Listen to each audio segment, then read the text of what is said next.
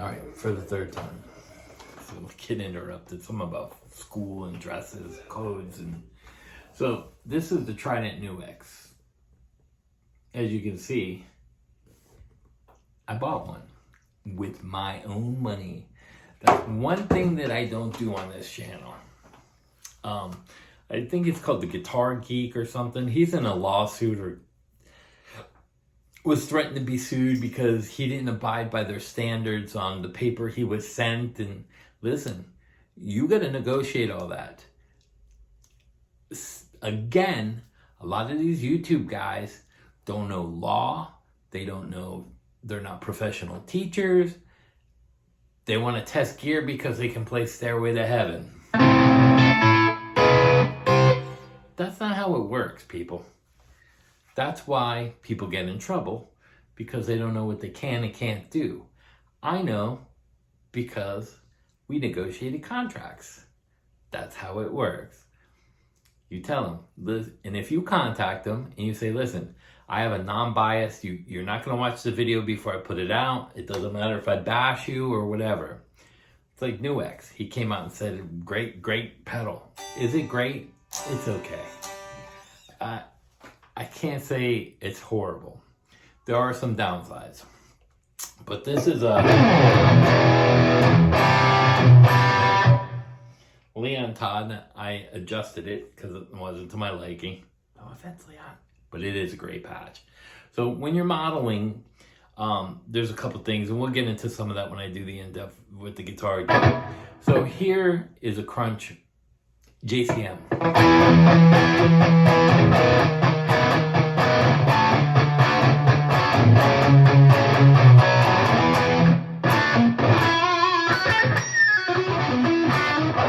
Now I have the boost on, take it off.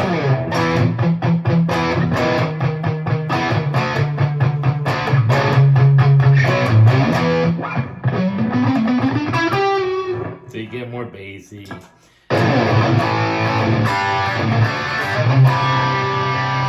That cleans it up for sure.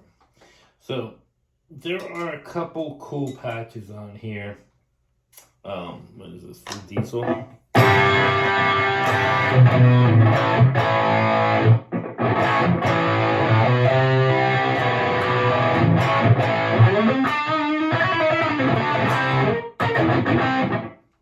Could be cool to see.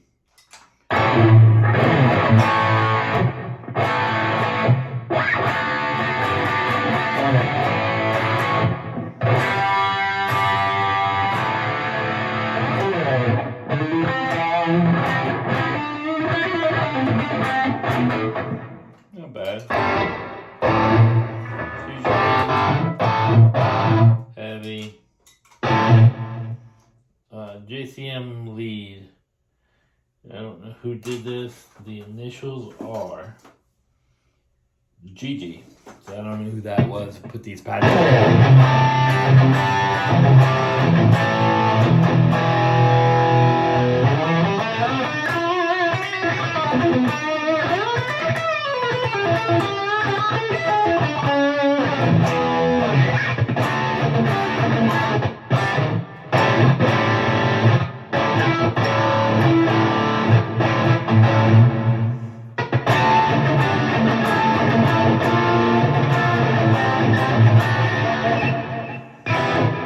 Cool thing is,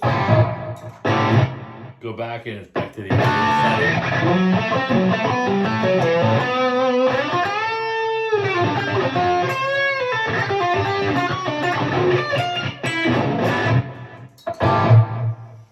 metal lead, not bad.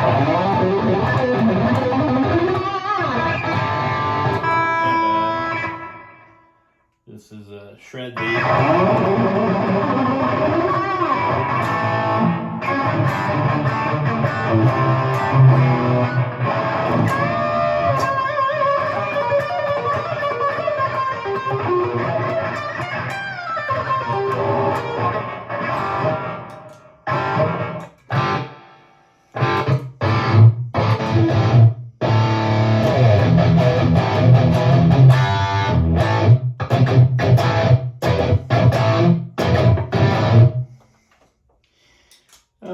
Just some interesting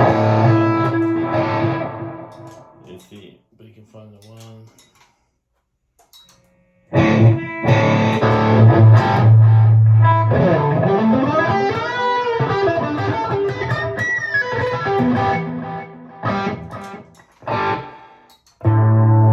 There's some good cleans in here too.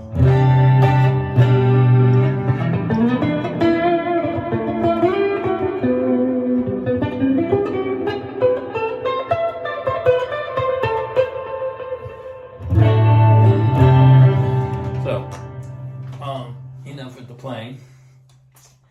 But, so let's go over the issues I have already.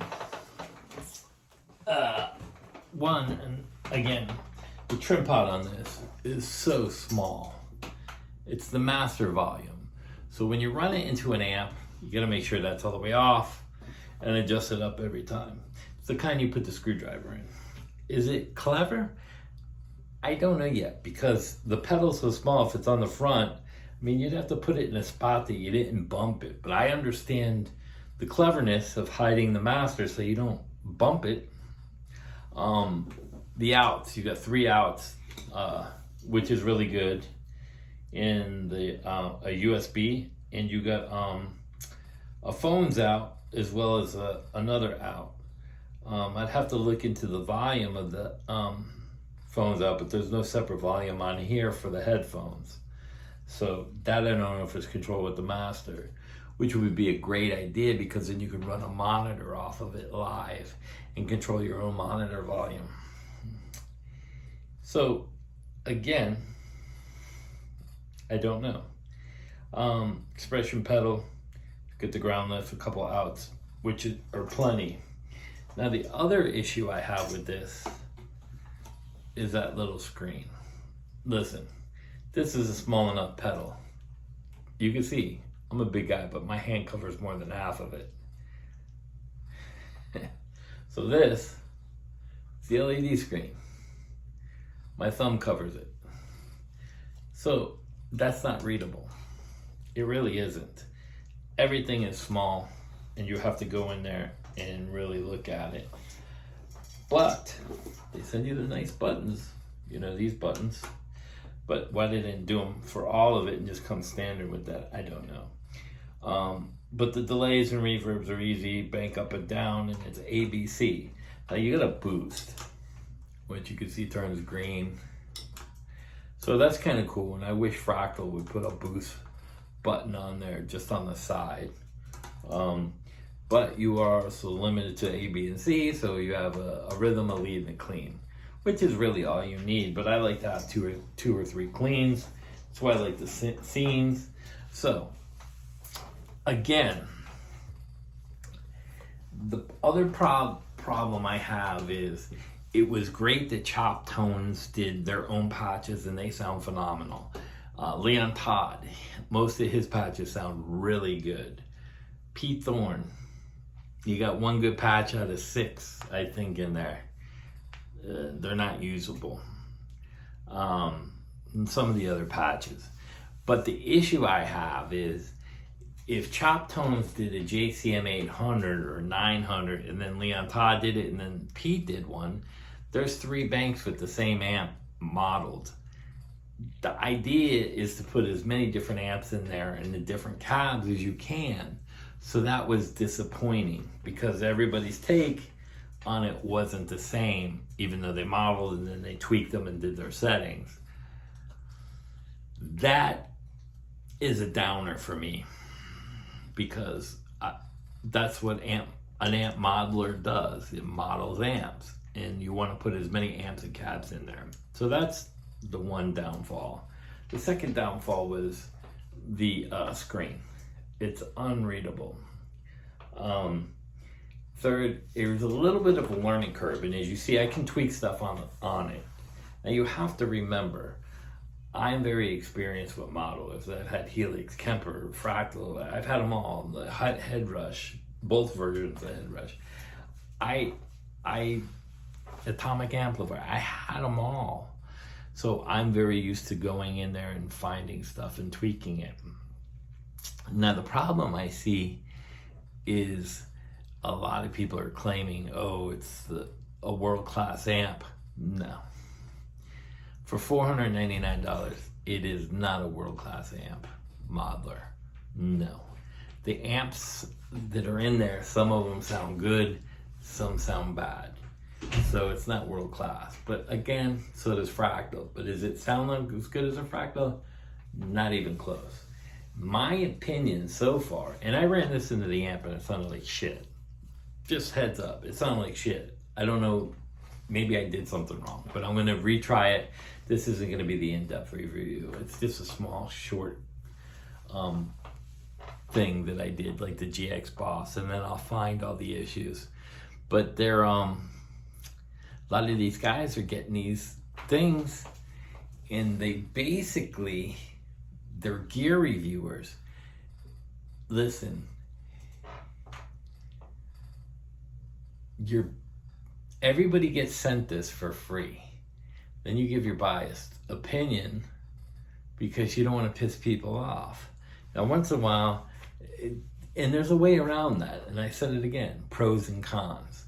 So I could have said that, but I don't give a shit because I bought mine and they ain't doing nothing to me. Now, do I think it's a good product? Yeah. It's equally as good as the Valtone GP200. The issue is, it's $500, and the Valtone you can get for $275. So I can buy two of those for the price of one of these. That has an expression pedal. This don't. It has a wah. And this has a pitch thing on there, which you could have controlled with an expression pedal. So for the $499, they could have added the expression pedal. They put one on the MG30. Why not put one on the Trident and made it a little bigger? Maybe even make one that has a little lock thing in there. You push it and it locks onto the side, and then it's got a connector into there. Or you push it in and it connects in through the side. Think of something ingenious that no one did, so you can take that pedal off if you don't want it. But at least give the option. Just like no options on not the cabs, the amp heads. I don't want a modeler that has 4 people doing a JCM 800. I don't want that. I want one JCM 800 because I can tweak it from there. I don't need to tweak 4 different heads that sound the same. So that, again, that's an issue with me. The screen's an issue. And I don't know. Orange and black, kind of Halloweenish.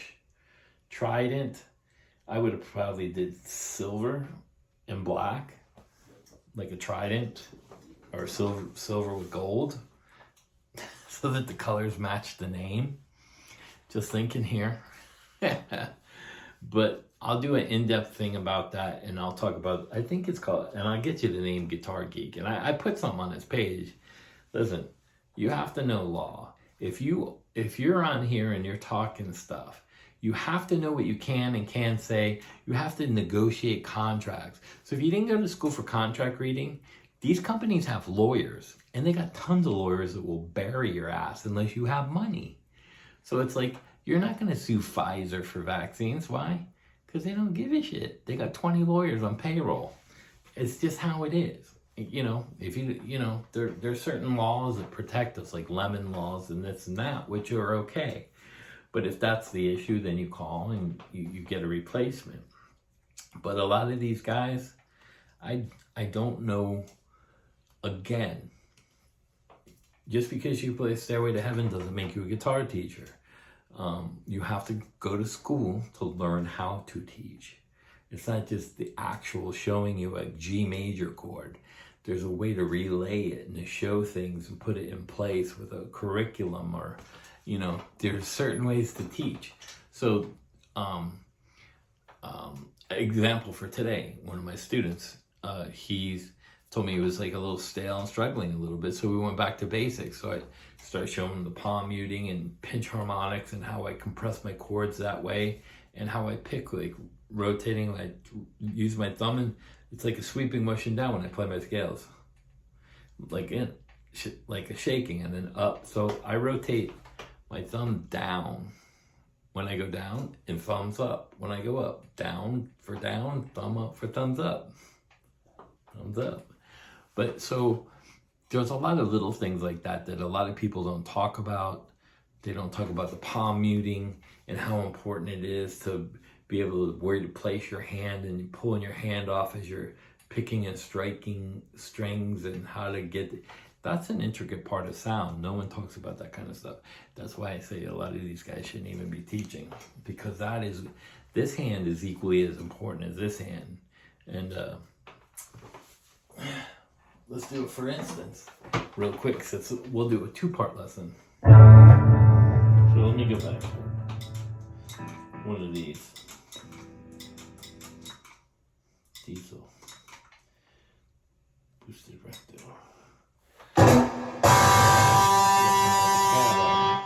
Tab on. So if I'm going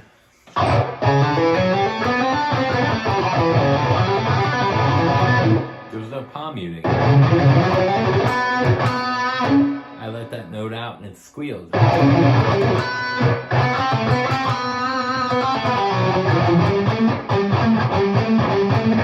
Same with playing licks like this.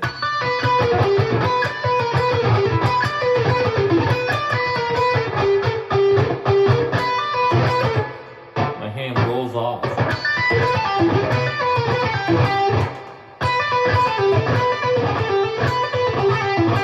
See that? Rolls on and off.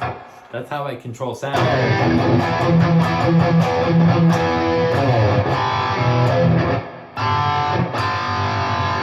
It's not.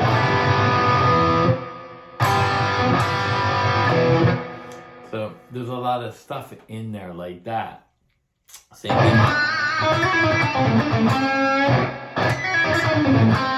There's a lot of pig squeals and a lot of intricate stuff going in. But that's my right hand creating that with the scales of this hand. So that's what I'm talking about, which a lot of people don't understand and no one teaches. Your right hand is equally as important as your left, probably more so. That's where you create your cleanness and articulation, just as much as that. But we'll get into some of that other stuff. So that's the kind of stuff that we'll eventually talk about. I'll get you the name of that guy so you can see what I posted. And we're going to get into this and see exactly what it can do. It's got MIDI capability. So guessing if you have a MIDI head, it'll help change channels. But I don't know if it has relays built into there so you can actually do it, because there has to be a relay system like the FX8, not the AX8. But we'll talk some more about this and we'll get into this a little bit more. I just got this today, and like I said, I'm very familiar with these products, so I deep dived into the actual patches and tweaked them to what I liked. So it sounds good, but does it sound better than a headrush? No. Does it sound better than a GP? No. It's just equal on par. There's a couple things that maybe, and a couple things maybe not. The pros and cons. But I'll tell you if I think it sucks or if it's gig ready, especially when I run it through a head. It has to go through a head and a cab, and it has to sound equally as good as through a PA speaker, through a board. So that's what it would sound out live with a board.